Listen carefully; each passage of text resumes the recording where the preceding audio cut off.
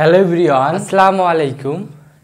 আজকে তোমাদের সাথে আলোচনা করব পদার্থ দ্বিতীয় পত্রের সপ্তম অধ্যায় ভৌত আলোক বিজ্ঞানের একটা গুরুত্বপূর্ণ টপিক, সেটা হলো ইয়ংয়ের দ্বিতীয় পরীক্ষার সংক্রান্ত বিভিন্ন ধরনের গাণিতিক সমস্যা নিয়ে। এই টপিকটা কিন্তু খুবই ইম্পর্টেন্ট, কারণ এই টপিকটা থেকে বিভিন্ন ধরনের অ্যাডমিশন টেস্টে কিন্তু কোশ্চেন চলে আসে, একইভাবে বোর্ড পরীক্ষায় কিন্তু এখান থেকে কোশ্চেন আসেই। সো আজকের এই টপিকটা তোমাদের শাহিন ভাইয়া খুব সহজে তোমাদের বুঝাই দিবে। তো তোমরা ক্লাসটা প্রথম থেকে শেষ পর্যন্ত করো, কারণ ক্লাসটা যদি প্রথম থেকে শেষ পর্যন্ত মনোযোগ সহকারে করতে পারো, তাহলে ইয়ংয়ের দ্বিতীয় পরীক্ষা সংক্রান্ত যে কোনো ধরনের কোশ্চেন যদি পরীক্ষায় চলে আসে, তাহলে তুমি কিন্তু খুব সহজেই সলভ করতে পারবা। তো ক্লাসটা দেখার পর ক্লাসটা কেমন লাগছে এটা অবশ্যই কমেন্ট করে জানাই দেবা, কারণ তোমাদের কমেন্ট দেখার মাধ্যমেই কিন্তু পরবর্তীতে আমরা আরও নতুন নতুন ক্লাস নিয়ে আসবো। সো সবাই তাহলে শাহিন ভাইয়ের কাছে ক্লাসটা করতে থাকো, আমি আপাতত চলে যাই। ভাই আপনি তাহলে এখন ক্লাসটা শুরু করেন। ঠিক আছে, যাও তাহলে। তো ঠিক আছে, তাহলে আমরা আজকে তাহলে কী নিয়ে আলোচনা করব?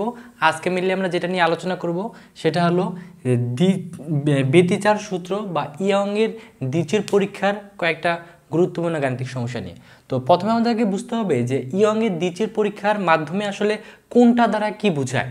তো এখানে যখন ইয়ংয়ের দ্বিচির পরীক্ষাটা করি, এখানে চির বলতে বোঝায় সাধারণত ছিদ্রকে। সো দ্বিচির মানে হলো দুইটা ছিদ্র। তো এখানে একটা ছিদ্র আছে, এখানে একটা ছিদ্র আছে, এই দুটাকে বলে চির। তাহলে এই যে চির দুটা আছে, এই চির দ্বয়ের যে মধ্যবর্তী যে দূরত্ব বা চির দ্বয়ের যে মধ্যবর্তী যে ব্যবধান, সেটাকে প্রকাশ করা হয় ছোট হাতের এ দ্বারা। এটা তোমাকে জানতে হবে। তারপরে এইখানে যে চিরটা ছিল, এই চির থেকে এই পাশে একটা পর্দা ছিল, সেই পর্দার যে দূরত্ব সেটাকে ডি দ্বারা প্রকাশ করা হয়। এটা বলা হয় চির হতে পর্দার দূরত্ব। সো এটা দ্বারা এখন কী বোঝাচ্ছে?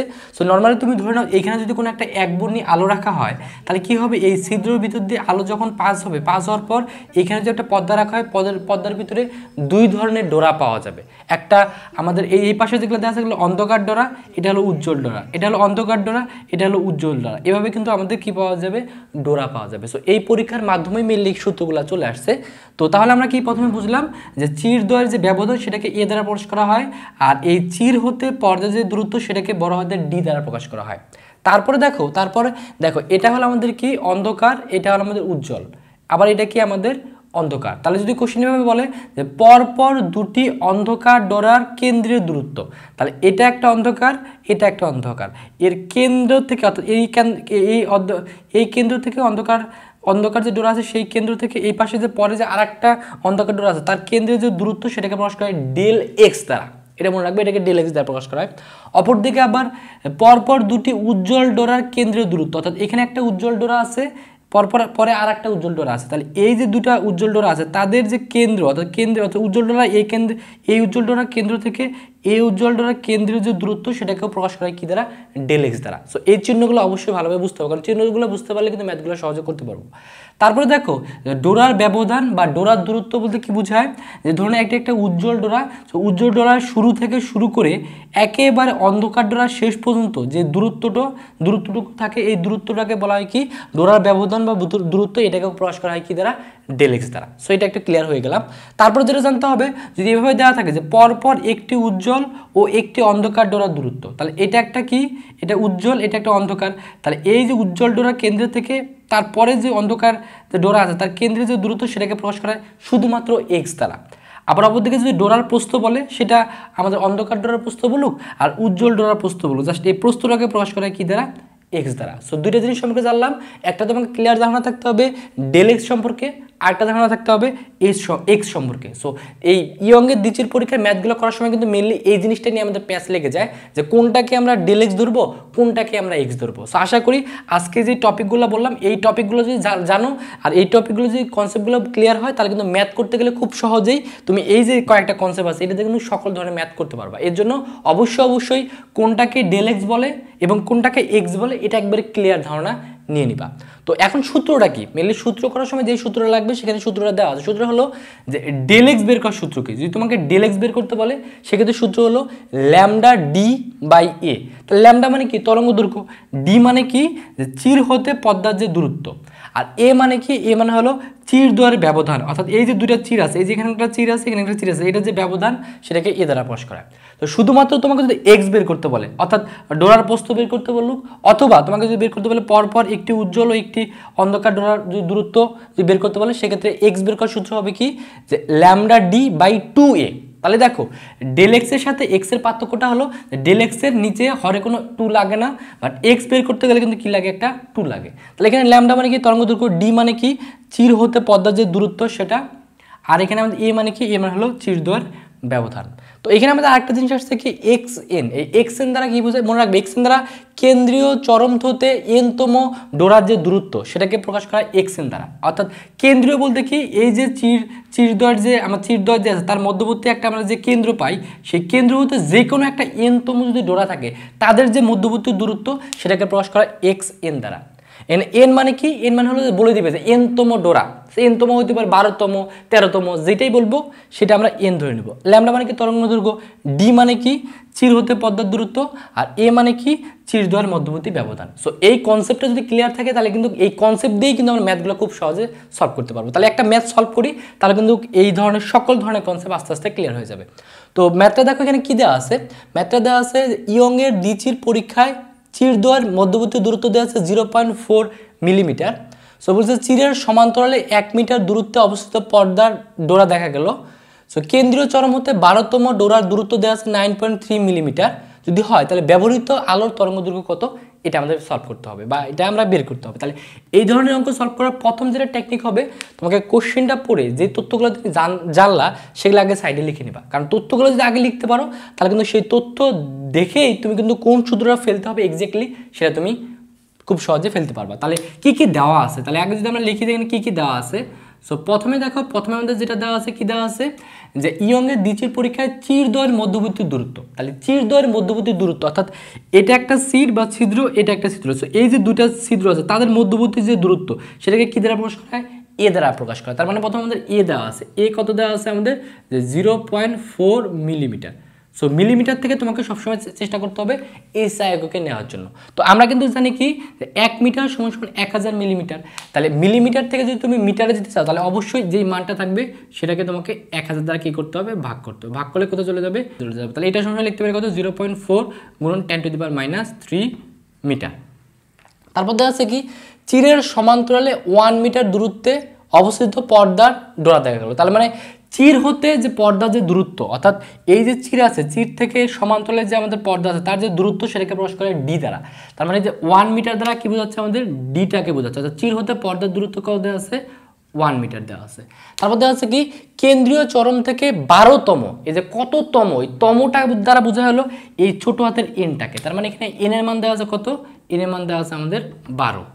তারপর আমাদের বলছে কি যে 12তম ডোরার দূরত্ব, অর্থাৎ কেন্দ্রীয় চরম হতে এনতম ডোরার যে দূরত্ব সেটাকে কিন্তু প্রকাশ করা কি দ্বারা, এক্স এন দ্বারা। তাহলে আমাদের এখানে দেওয়া আছে কি এক্স এন, এটার মানে আমাদের কত দেওয়া আছে যে 9.3 মিলিমিটার। তাহলে মিলিমিটার থেকে যদি মিটারে যেতে চাই তাহলে কি করতে হবে, এটাকে যদি আমরা 10⁻³ দ্বারা গুণ করে দিই তাহলে কিন্তু খুব সহজে এটা চলে যাবে, মিটারে চলে যাবে। সো আমাদের বের করতে বলছে কি ব্যবহৃত আলোর তরঙ্গ দৈর্ঘ্য, তরঙ্গ দৈর্ঘ্য মানে কি আমাদের ল্যামডাটা বের করতে বলছে, ল্যামডা = হোয়াট। তাহলে এখন কথা এখানে কোন সূত্র ফেলবো, তো সূত্র ফেলার জন্য আমাদের আগে দেখবো কি কি তথ্য দেওয়া আছে, এ দেওয়া আছে, টি দেওয়া আছে, এন দেওয়া আছে, এক্স দেওয়া আছে, ল্যামডা বের করতে বলছে। যেহেতু এখানে আমাদের এক্স এন দেওয়া আছে তাহলে এক্স এন এর একটা সূত্র পড়ছে কি এক্স এন সমান n lambda into d by কত এ। তাহলে আমরা সূত্র শিখছি কি, আমরা যে সূত্রটা শিখছি সেই সূত্রটা আমরা ফেলবো। যে আমরা জানি, আমরা কি জানি যে এক্স এন সমান কি বললাম এন ল্যামডা ডি বাই আমরা কি শিখলাম এ। তাহলে এ এখান থেকে আমাদের কিসের মান বের করতে হবে, ল্যামডার মান বের করতে হবে। তাহলে এখানে লিখতে পারি এন ল্যামডা ডি, এটা গুণ করলে হবে কি এক্স এন গুণ কত এ। তাহলে এখানে যেহেতু ল্যামডা মানটা, তাহলে ল্যামডাটাকে যদি এই পাশে রেখে দেয় তাহলে কি থাকবে এক্স এন গুণন এ বাই আমাদের কি হবে এন গুণন ডি। তাহলে এক্স এর মানটা দেখো, এক্স এর মানটা কত 9.3 গুণন 10⁻³ এর মানটা কত, এর মানটা হলো যে 0.4 গুণন 10⁻³ বাই এখানে এন এর মানটা কত, এন মানে কত এই যে 12তম, যত তম বলবে সেটাকে বলা হয় এন। তাহলে কত দেওয়া আছে 12, তাহলে 12 বসাইলাম গুণন ডি মানে কি, ডি মানে হলো যে চির হতে, অর্থাৎ এই যে চিরগুলো আছে চির হতে পদ্মার যে দূরত্ব সেটা ডি, সেই ডির মানটা কত দেওয়া ছিল 1, তাহলে 1। তাহলে এখন এই সম্পূর্ণটুকু যদি ক্যালকুলেট করি তাহলে ল্যামডার যে মান সেটা আসবে কত যে 3.1 গুণন 10⁻⁷। এবং এর একক কী হবে, যেহেতু এখানে সবগুলো একক আমরা এস এককে নিচ্ছি তাহলে তরঙ্গ দৈর্ঘ্য, তাহলে দৈর্ঘ্য একক কত হয়, এস একক কত হয় মিটার, তাহলে এটা হবে কত এত মিটার। তাহলে এটাই হবে আমাদের কাঙ্ক্ষিত অ্যান্সার। তাহলে এই ধরনের ম্যাথ সলভ করার জন্য অবশ্যই তোমাকে প্রথমে এই তো যে কোশ্চেনটা দেওয়া থাকবে সেই কোশ্চেন থেকে ডাটাগুলোকে লিখে ফেলতে হবে, পরে সেই ডাটা সম্পর্কিত এই যে 3টা সূত্র জানি, এই 3টা সূত্র যে ডাটার সাথে ম্যাচ করে সেই সূত্রটা ফেলার মাধ্যমে পরবর্তীতে সেটা ইনপুট দিয়ে জাস্ট ক্যালকুলেশন করলে কিন্তু সঠিকভাবে আমরা এই ম্যাথগুলো সলভ করতে পারবো। এখন আমরা এই গাণিতিক সমস্যাটি সলভ করব। ধরো প্রশ্নটা কি দেওয়া আছে, প্রশ্নটা দেওয়া আছে 6.2 × 10⁷ মিটার তরঙ্গ দৈর্ঘ্যের লাল আলো দ্বারা পরস্পর 1 মিলিমিটার দূরত্বে দুটি চিরকে আলোকিত করা হলো। চির হতে 2 মিটার দূরে একটি পর্দায় ব্যতিচার ডোরা পাওয়া গেল। সো কোশ্চেনটা বলছে যে কেন্দ্রীয় উজ্জ্বল ডোরা হতে যে কোনো দিকে চতুর্থ ডোরার দূরত্ব কত হবে সেটা আমাদের বের করতে বলছে।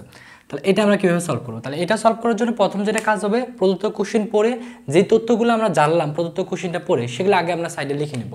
তাহলে এখানে কী কী আমরা জানলাম সেগুলো যদি আগে সাইডে লিখে নিই, তাহলে প্রথমে আমাদের কী দেওয়া আছে দেখো, প্রথমে আমাদের যেটা দেওয়া আছে কি যে 6.2 × 10⁻⁷ মিটার তরঙ্গ দৈর্ঘ্য। তো মনে রাখবা তরঙ্গ দৈর্ঘ্যে প্রকাশ করা হয় ল্যামডা দ্বারা। তার মানে প্রথমে আমাদের কী দেওয়া আছে, ল্যামডা দেওয়া আছে। ল্যামডা কত দেওয়া আছে, 6.2 × 10⁻⁷ মিটার। সো তারপর আমাদের দেওয়া আছে কি পরস্পর 1 মিলিমিটার দূরত্বে দুটি চির।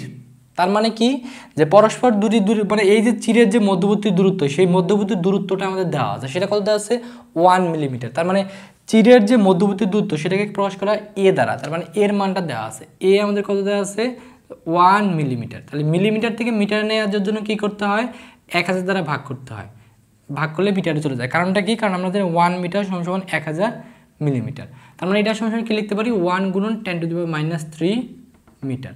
তারপর আমাদের দেওয়া আছে কি চির হতে 2 মিটার দূরে একটি পর্দা। তাহলে কিন্তু আমরা পড়ে আসছি যে এই যে চিরগুলো আছে, চির হতে পর্দার যে দূরত্ব সেটাকে প্রকাশ করে কি দ্বারা, ডি দ্বারা, বড় হাতের ডি দ্বারা। তাহলে বড় হাতের ডির যে মান সেটা আমাদের কত দেওয়া আছে 2 মিটার। তাহলে 2 মিটারটা বসাই দিলাম। তারপর দেওয়া আছে যে কেন্দ্রীয় উজ্জ্বল ডোরা হতে যে কোনো দিকে চতুর্থ ডোরা। তাহলে চতুর্থ ডোরা মানে কি এনতম ডোরা। সো এখানে যে 4তম ডোরা বলতে পারে, তোমার 6তম, অর্থাৎ যততম যে ডোরা, অর্থাৎ চতুর্থ ডোরা মানে চতুর্থতম ডোরা। তার মানে এই চতুর্থ দ্বারা বোঝায় কিন্তু এই ছোট হাতের এনটাকে বোঝায়। তাহলে এন এর মানটা দেওয়া আছে কত, চতুর্থ মানে কত 4। সো আমাদের বের করতে বলছে কেন্দ্রীয় উজ্জ্বল ডোরা হতে চতুর্থতম ডোরার দূরত্ব। তাহলে কেন্দ্রীয় উজ্জ্বল ডোরা থেকে যে কোনো ডোরার যে দূরত্ব সেই দূরত্বকে প্রকাশ করা হয় xn দ্বারা। মনে রাখবো xn। সো xnটাই আমাদের এখানে কি করতে বলছে, বের করতে বলছে। এটা ইকুয়াল টু হোয়াট।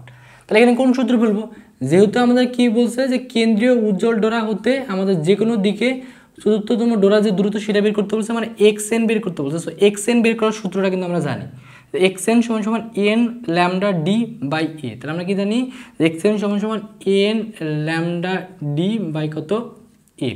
তাহলে এখন n এর মানটা কত, n এর মানটা হলো আমাদের কত 4 গুণ ল্যামডার মানটা কত, ল্যামডার মানটা হলো যে 6.2 × 10⁻⁷ গুণন ডি মানে কি, ডিটা কত দেওয়া আছে 2 বসাই দিলাম।